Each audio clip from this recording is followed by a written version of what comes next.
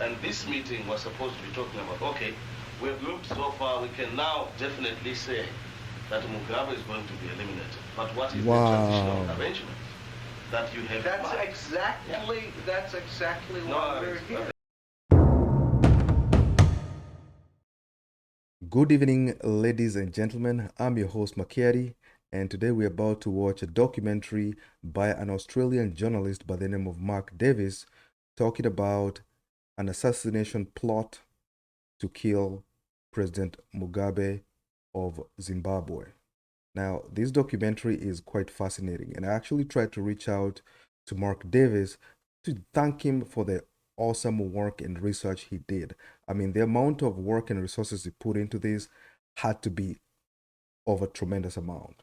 And also because I had a whole lot of questions to ask him, but so far I haven't been able to get in touch with him. But I will definitely get in touch with him, and I'll be coming up with another video and hopefully an interview if he's in a position to do so. But without any further ado, go ahead and play the video. And obviously, remember to subscribe. It helps with the algorithm. And for those who have subscribed, thank you very much. We do appreciate the support. Go ahead and like this video and comment below. Robert Mugabe is displaying more than a politician's customary fixation with media biases. He genuinely believes that he's facing a deliberate campaign of exaggeration and lies, orchestrated by white interests, local and international, to destroy him and reinstate the property rights of white farmers in Zimbabwe. A campaign that has seen him portrayed in the international media almost without exception as a disposable dictator rather than as an elected leader of an elected government. There is a danger for you, if you win this campaign, that you will be denied legitimacy. By who? By the international community. What do you mean by international community? We are an African country in an African continent. We are going to invite African groups to be here. We will invite those we feel are unbiased from the international community. They will be here to judge the election. What if you are denied legitimacy by a large proportion? They can go ham, the rest of the world. Go ham. Once we know we are right, that's it. There are biases, racism, we will not recognize at all. We continue. We can't die as a country. There has got to be some authority here, whether Britain likes it or not, whether America likes it or not. To date, all of his comments about Britain and the West seeking to remove him, whatever the wishes of the Zimbabwean electorate, have been dismissed as a conspiracy paranoia about whites. And they continued attacking me the whole way. A further sign he is mad, bad and dangerous. But now it appears he may be absolutely right. Lots of lies being told by the Blair government about me.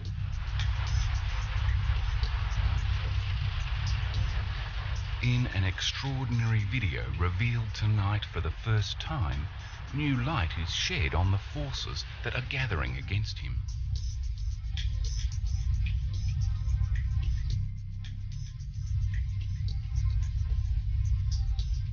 Forces that have been cloaking themselves in the gentle words of democracy.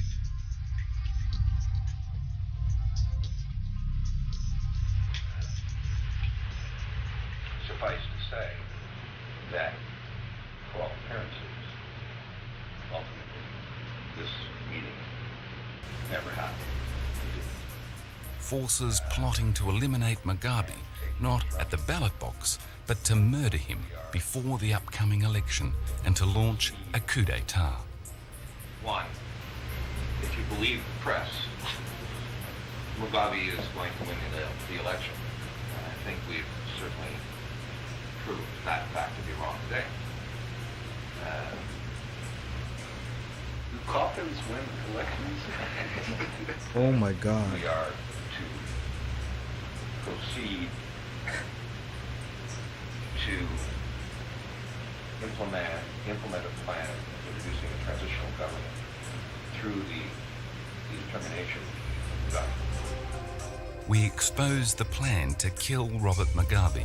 We reveal the people behind it and, the most troubling part of this plot, their motives.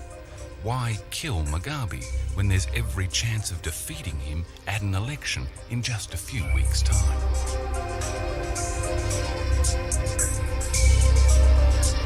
Just about everything that Mugabe has said over the past few years has been met with Oh, by the way, as you'll notice, I'm not going to play the whole video because it's a very long documentary.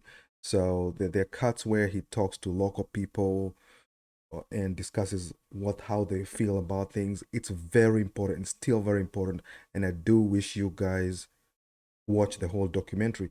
And I'll go ahead and try and find a good link to the documentary for you guys to watch. But anyways, let's go ahead. But people don't buy that to ensure that MDC gets a bad name. By the way, guys, I'll play this back again for that little part. But I would like you guys to pay attention to the body language of both Robert Mugabe and Mr Tsvangirai. You can actually even watch a short YouTube video of how to detect when people are not being possibly honest. And I can tell you that Mr Tsvangirai is not trained in hiding some of these telltale signs. You will notice a lot of times he'll look up to the left when asked one question, another time he'll look up to the right when asked another question, and sometimes even scratch his nose. A lot of people cannot help it but do these things when they actually don't believe what they are saying. But just pay attention, just pay attention. We have that they were going to wage a violent campaign across the country. But people don't buy that to ensure that MDC gets a bad name. We have, from day one, we have said we are committed to the constitutional path. We will not engage in any unorthodox means to gain power. We have maintained that principle.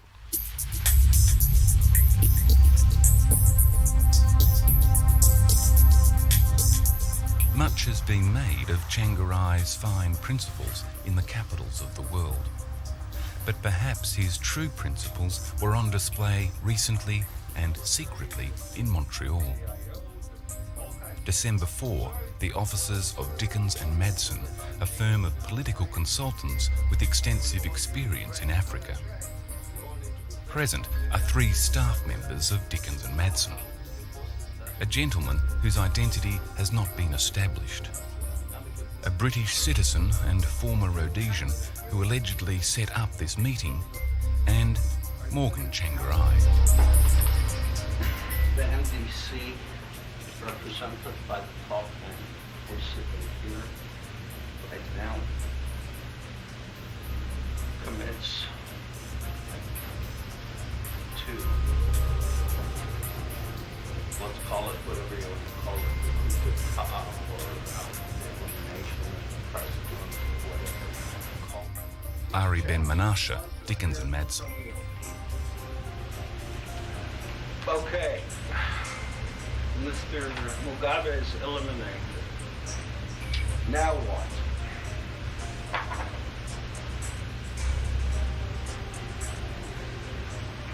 Are you in a position basically to ensure a smooth transition of power? Yes, I've no doubt about it. Dickens and Madson have issued this statement. They claim that they were contracted by Tsvangirai to kill Robert Mugabe. The Montreal meeting which they filmed was to discuss how to install Tsvangirai into power after the assassination. They advised that they had no intention of fulfilling the contract, that they have now informed the Zimbabwean authorities of the plan and have recently been engaged by that government. But 4 months ago, when this story begins, they were free agents in the political consultancy market.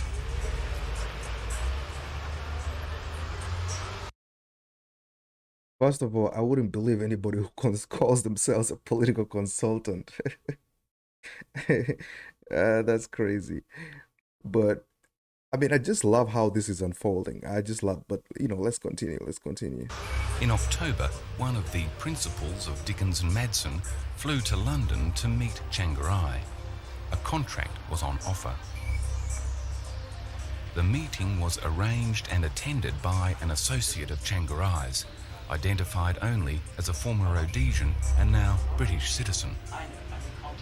According to Dickens and Madson, Tsvangirai requested the assassination of President Mugabe at their first meeting, and a deal was struck. In early November, in the civilised environs of the RAC Club in London, the details of the deal to kill Mugabe were thrashed out.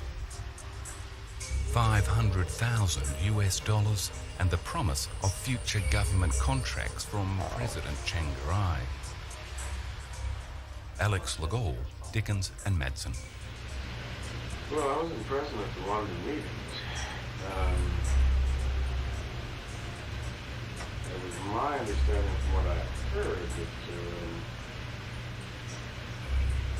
definitive action against President Mugabe was necessary because of the uncertainty of the electoral process, and that what needed to be worked out essentially at that meeting, at this meeting, is discuss, once that takes place, how this power is going to be moved along smoothly without any bumps and drives. That's what when I came here, that was my field of understanding.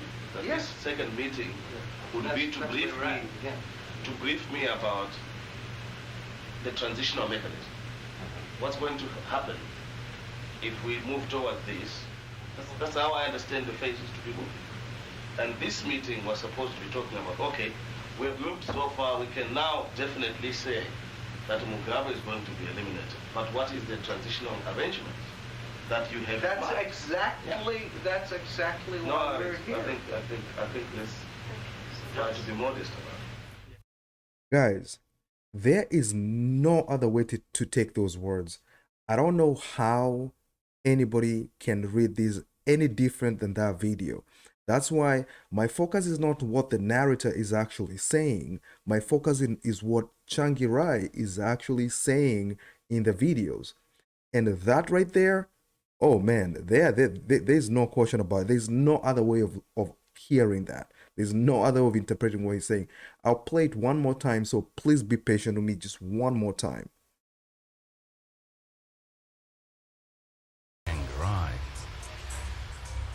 Alex Legall, Dickens and Madson. Well, I wasn't present at the London meetings. It was my understanding from what I heard that definitive action against President Mugabe was necessary because of the uncertainty of the electoral process, and that what needed to be worked out essentially at that meeting, at this meeting, is discuss, once that takes place, how this power is going to be moved along smoothly without any bumps and drives. That's what when I came here, that was my field of understanding. That Yes. This second meeting would be to brief me about the transitional mechanism. What's going to happen if we move toward this? That's how I understand the phases to be moving. And this meeting was supposed to be talking about, okay, we've moved so far, we can now definitely say that Mugabe is going to be eliminated. But what is the transitional arrangement that you have? That's exactly why we're here. I think let's try to be modest about it. So, is there been discussion amongst opponents of the government to assassinate Mugabe? Why should we? He's a 78-year-old man. Watch his body language. Crazy as he is. But we have no reason whatsoever to make any harm to him. That's why we are committed to an election process. If we were committed to any illegal means, then we should be out of this country planning these things. But we don't know the other guys what they are thinking in the whole scenario. If Mugabe is eliminated today, When do we get the army saying, oh, there is chaos, the president has been eliminated, let's take over? If I was a detective or police officer investigating or interrogating Morgan Tsvangirai, I could tell he's lying from the beginning of the conversation. It's literally like talking to a young child and asking them whether they stole candy. He's not a good liar. Like on face value, he's not. I may be wrong, but that's what I'm observing. To make any harm to him. That's why we are committed to an election process. If we were committed to any illegal means, then we should be out of this country planning these things. But we don't know the other guys what they are thinking in the whole scenario. If Mugabe is eliminated today, when do we get the army saying, oh, there is chaos, the president has been eliminated, let's take over? That's what we want to avoid. That's exactly what we're talking about. Because they will be, to them, there will be political vacuum. Tsvangirai's problem is how to seize power after the assassination. But he is unwilling to discuss what arrangements he has with sections of the military. He seeks a moment of private counsel. After conferring, the arrangements with sections of the military are spelled out. We have obscured the identity of a military figure who is named.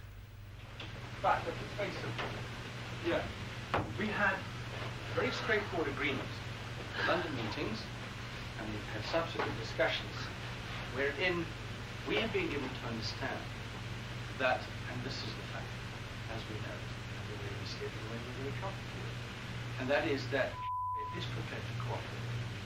Meetings took place last week on the basis that he would not in any way disrupt the process inside Zimbabwe.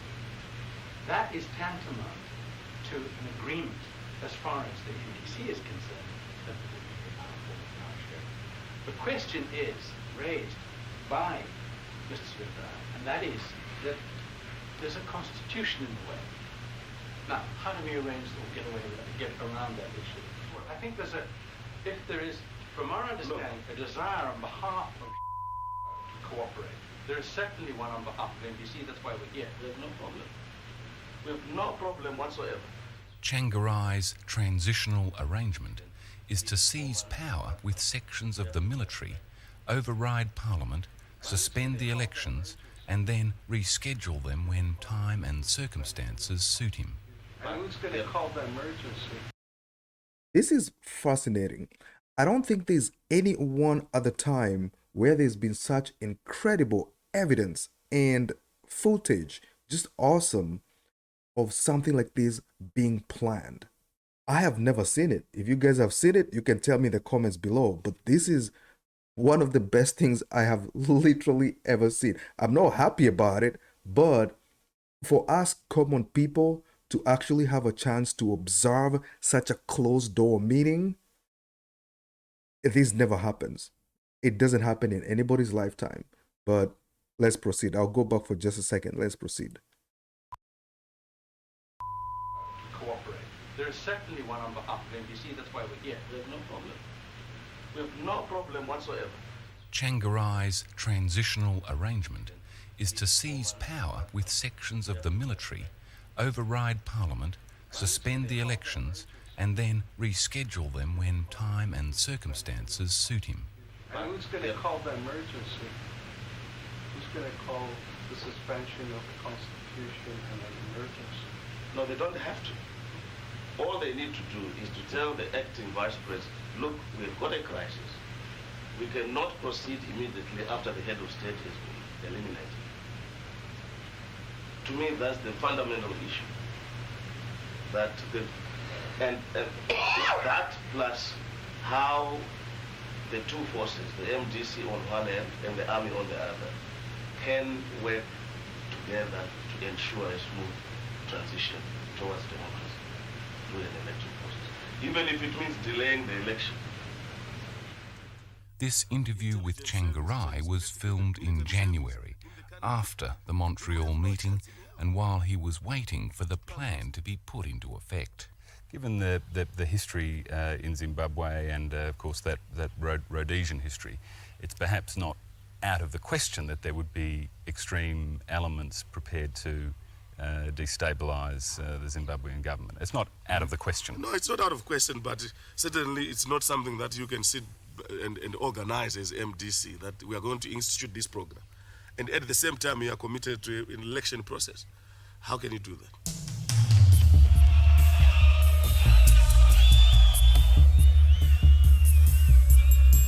Early February, Tsvangirai launches his presidential campaign.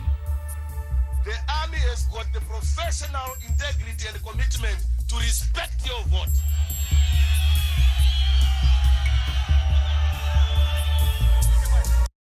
You also have to realize that everything he's saying, like when he's saying that the army will respect the integrity of the votes of the people of Zimbabwe, these politicians don't say these things out of the blue.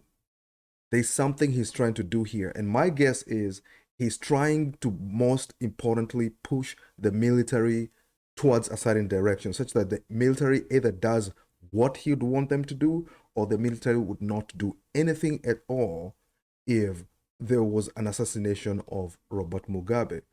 I don't know about you guys, but this is beyond fascinating. I swear to God, this is just beyond fascinating. But let's continue.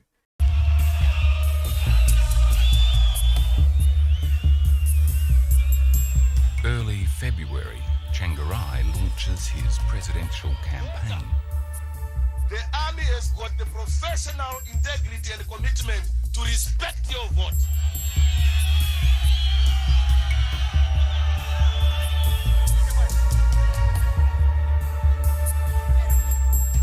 Any army which has got professional integrity must respect first and foremost the constitution of the country, and secondly, the will of the people of Zimbabwe.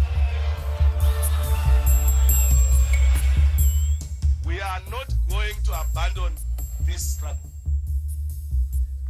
We are not going to boycott this election. We are going to go all the way. All the way indeed. While making this... So, sorry again, but this is very important. I have to mention this real quickly. Obviously, he's not going to boycott the elections, because if he does, and Mugabe gets assassinated, then at that point, he cannot make any claims, right? But now, if the elections go through and Mugabe is killed, he'll still be seen as the next figure, generally speaking, who can replace Mugabe.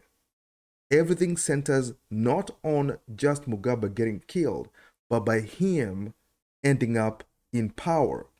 And in the interview they were having with those guys in London, you saw him say a couple times that the elections would be suspended, probably once or twice, that the elections would be suspended. So it's very important to him that the elections are suspended. That's a very important point. But let's go on. Will of the people of Zimbabwe. We are not going to abandon this struggle. We are not going to boycott this election. We are going to go all the way. All the way indeed. While making this speech, Tsvangirai still believes that the Dickens and Madson contract will be executed, that Mugabe will be killed before the ballot in a few weeks' time. 2 days ago, I advised Tsvangirai through his personal assistant of the material and statements we have obtained. There was no response. The real question remains, why is it deemed necessary to kill Mugabe now? If he's such an unpopular tyrant, it would be easier to destroy him at the ballot box. Let there be an understanding, because we have the support. But we will lose the election because of also. It would seem that Tsvangirai may have the overwhelming support of Whitehall, Canberra, Brussels and Washington, but not that of his own people, not enough to guarantee his victory. It appears... Now, this is one point where I'll actually correct the guy narrating, Mr. Mark Davis, with all due respect. Morgan Tsvangirai does not in any way say that he will be defeated in a free and fair election. He says he will lose because of so many reasons. But the narrator, for some reason, understands that as Morgan Tsvangirai will be defeated because he doesn't have the overwhelming support of the people. That is not actually what he said. But it can be taken the way the narrator said. But personally, I didn't get that out of this one video. But, you know, let's proceed. Just something small, but, you know, it's good to bear that in mind. But we'll play back for just a second here. Sorry, guys. Tsvangirai may have the overwhelming support of Whitehall, Canberra, Brussels and Washington, but not that of his own people, not enough to guarantee his victory. It appears that Mugabe is to be killed not because he is a threat to democracy, but because the democratic process threatens to reinstall him, validating his actions and threatening land tenure across Africa.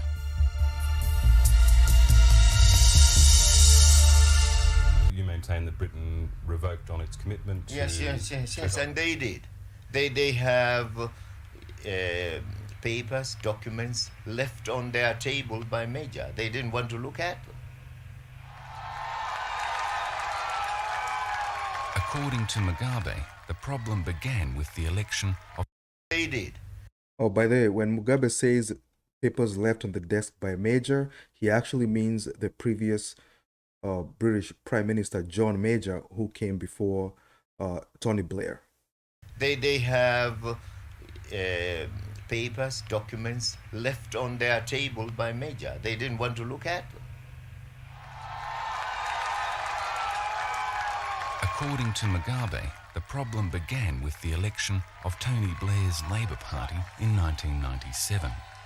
7 years of negotiations with Britain over misappropriated land in its former colony suddenly ended, Mugabe maintains, because of British Labour's support of and ambitions for Morgan Tsvangirai's trade union-based opposition movement.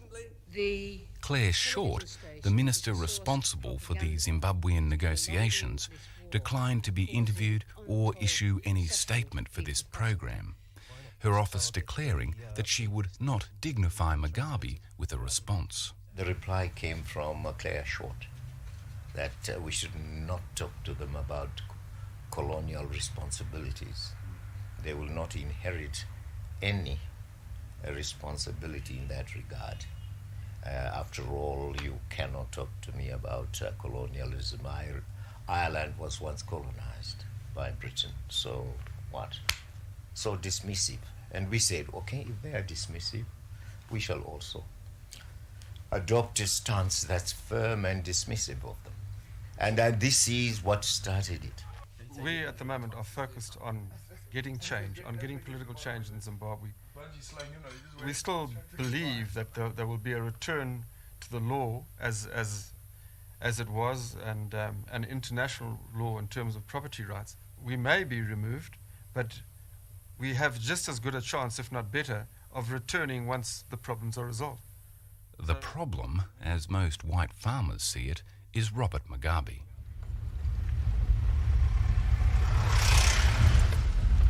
Maybe you can put the camera down now, Mark. This guy's one of the leaders here. Ian Kay is not being dramatic.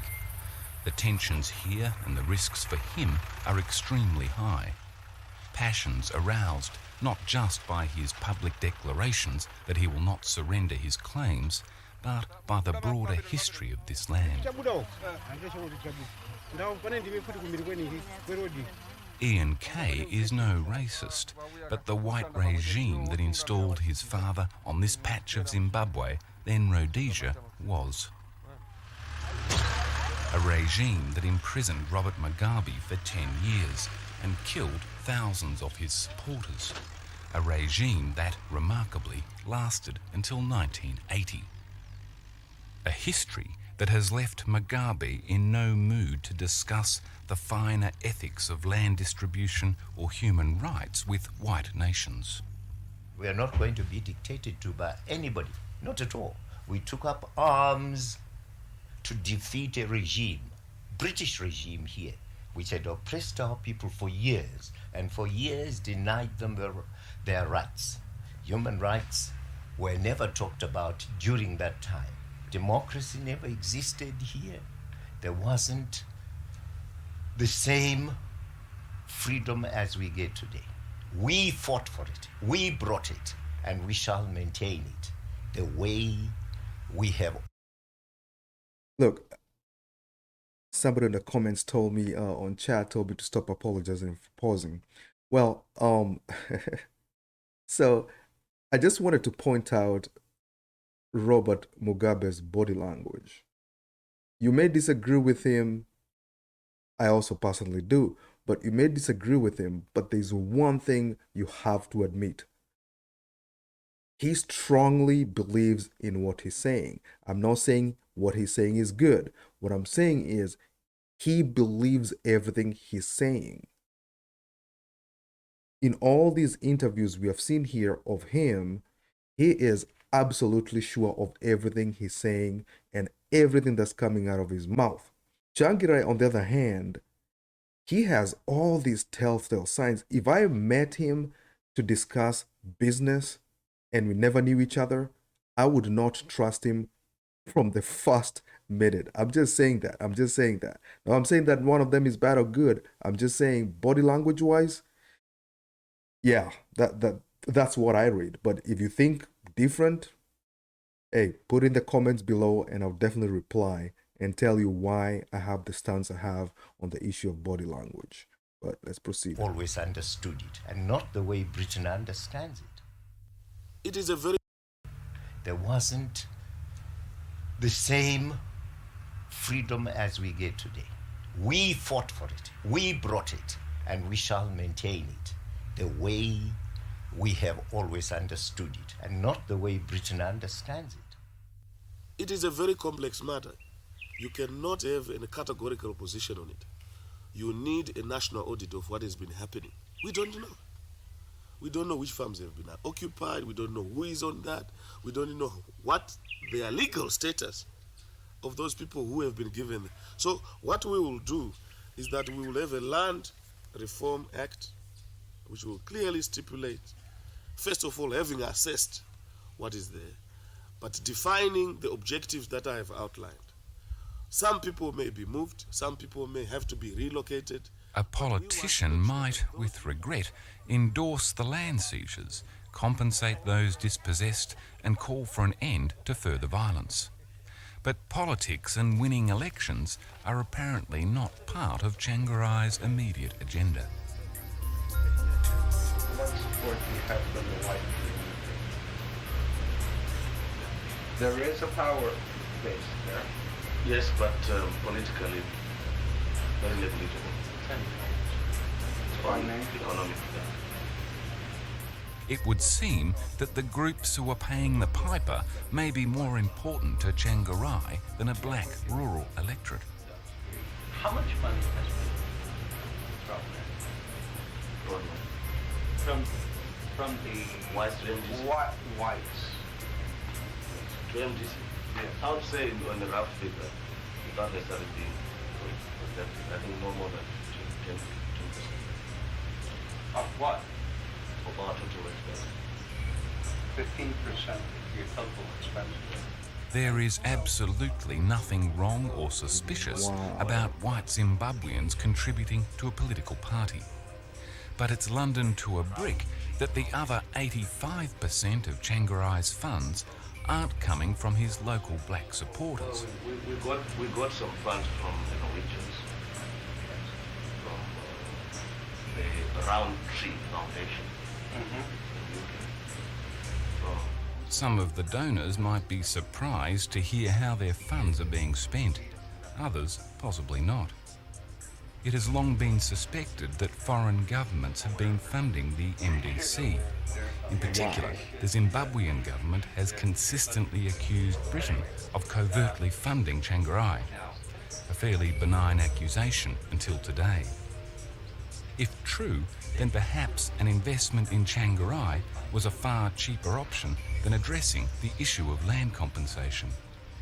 A well-known British company should be able to provide answers on who has been financing Tsvangirai and what those donors may have wanted in return. Who's running this stuff for you? BSMG. BSMG.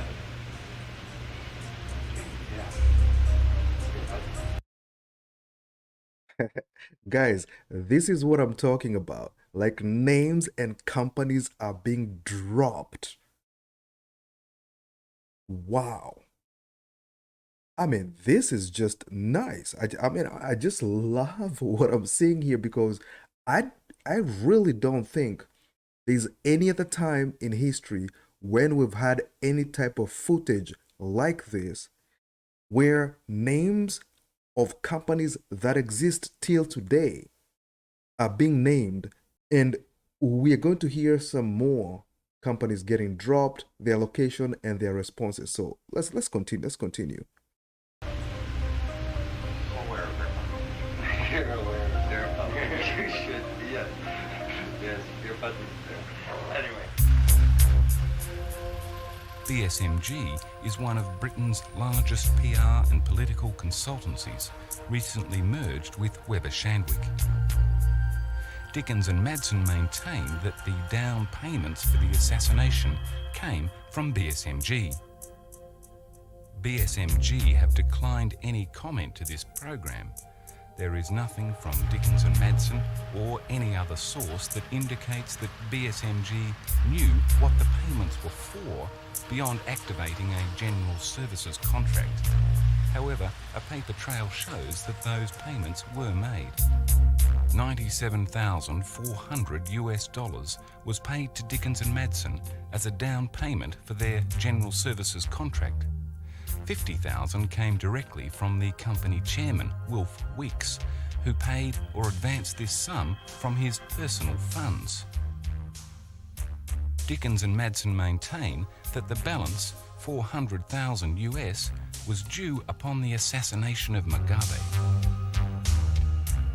From Tsvangirai's comments, it would appear that when generous donors wished to make a contribution, BSMG were the people to contact. If we were to see Mugabe perhaps die of a heart attack in the next week or so. Oh man. And strengthen the party itself. Where would we send it and how would we deliver it? It will be sent through, if you don't mind, through BSMG platform. Wow. They are the conduit.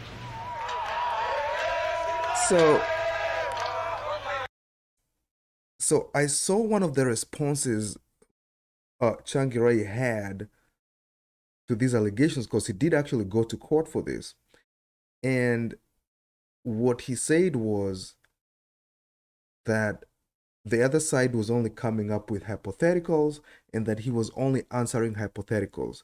So for instance, hey, what happens if we kill Mugabe? What happens if Mugabe dies? And that's what he was answering. But from what we are observing here, from these leaked videos, that is absolutely not true.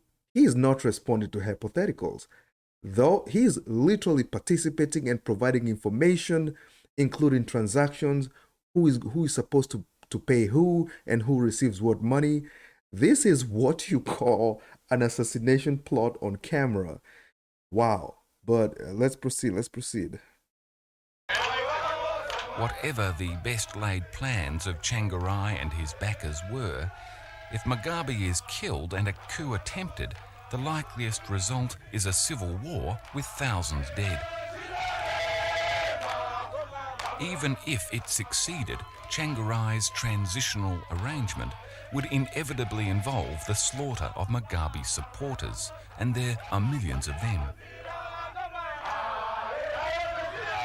People like Manoa Chapanga, who would fight to defend the one good break he's had in his life, and defend the party who gave it to him. And if a battle breaks... Yeah, see, that is actually more important. The point he just made earlier is more important than the plot to kill Mugabe itself. Because the moment you kill a sitting president who had a lot of support, and we all have to agree, whether we like Mugabe or not, he had a lot of support within Zimbabwe. Killing him would likely spiral into a civil war. And those days of the land issues and land distribution, everybody's emotions were like all the way up to the roof. So if he's killed and his supporters and the country know that it was actually an assassination, then that would definitely be civil war. Now, on the other hand, what you had been suggested there is a heart attack. If Mugabe would die of a heart attack. Now, there's a possibility the public may never realize that he was assassinated and they'll believe his death to be natural, which the whole heart attack thing bothers me a little bit. It hits very close to home because I love my people in Tanzania, and I remember Magufuli died of a heart attack. I'm just hoping that was a natural death as well. But that's a video for another day. But for now, that's a very important point. That could have started a civil war, and Tsvangirai does not seem to be concerned about that even to the slightest. And that's what's most disturbing about that man, is that he knows this is a possibility. If he can fly to London and try and pull this deal off, which was very silly of him in hindsight to think of it, but if he can do all what we have seen him try to do, he's smart enough to know that an assassination of Mugabe would easily end up in a civil war. And not only thousands, it may end up into millions, and it may end up into a very, very long, protracted civil war that would last for decades and completely destroy the society. But these people love power so much that he does not care at all. He definitely does not care. But let's proceed. The video is about to end, but he's about to make a few very important points here, so just pay attention, please. And there are millions of them. People like Manoa Chapanga, who would fight to defend the one good break he's had in his life, and defend the party who gave it to him. And if a battle breaks out, nothing will save isolated farmers like Ian Kay. An ironic outcome for a country which, even with the tension of farm invasions, still enjoys civil relationships between black and white. There may be shouts of "get off the land," but rarely will you hear "get out of Zimbabwe." Not that Ian Kay would ever contemplate leaving this country. He likes the black community here and still believes he is a good and valued neighbour. Whichever side wins, we will still retain the same value to this community as we did before, and I will still refer to that value, whoever's in power, and to justify our continued existence here, I will use that argument, because I mean it's a fact regardless of who's in power. And on that point, it seems there's no argument from Manoa. Mr. K should reverse his mind and come back to his people. We like him. We like him.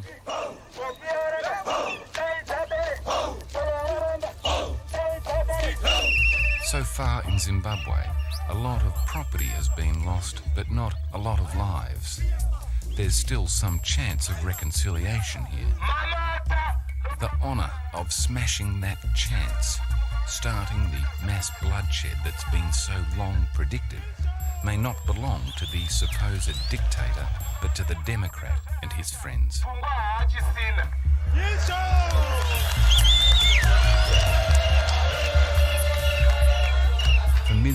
dreamt of a new era in Zimbabwe, a new style of government through Morgan Tsvangirai. It's not just his principles that he has betrayed.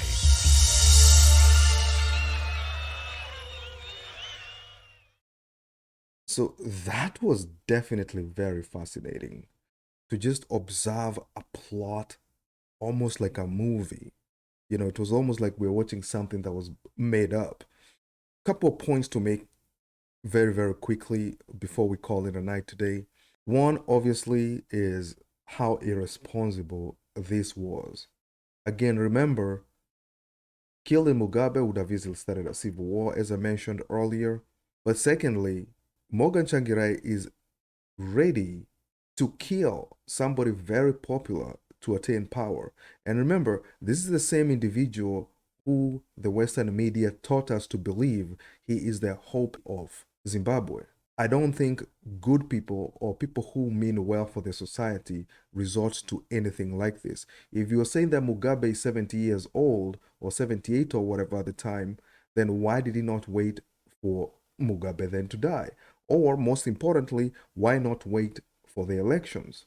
Well, the answer to the first question is that even Morgan Tsvangirai himself is not young, so he didn't want to wait. But whatever you think about Mugabe, there's nobody that ever disputes that Mugabe was still very popular, even at his old age. There are a lot of people who loved the man, and a lot of people supported the redistribution of land in Zimbabwe. Now, I mean, there's nothing more to add. The reporter here, Mark Davis, and the producer, awesome job. Thank you very much, because we rarely hear about another side of a story to somebody who has been demonized. And it's something I personally hate a lot, when we are told that somebody is a devil and we cannot ever see anything good about them. All these things are always complicated. All these things have very many sides to the story.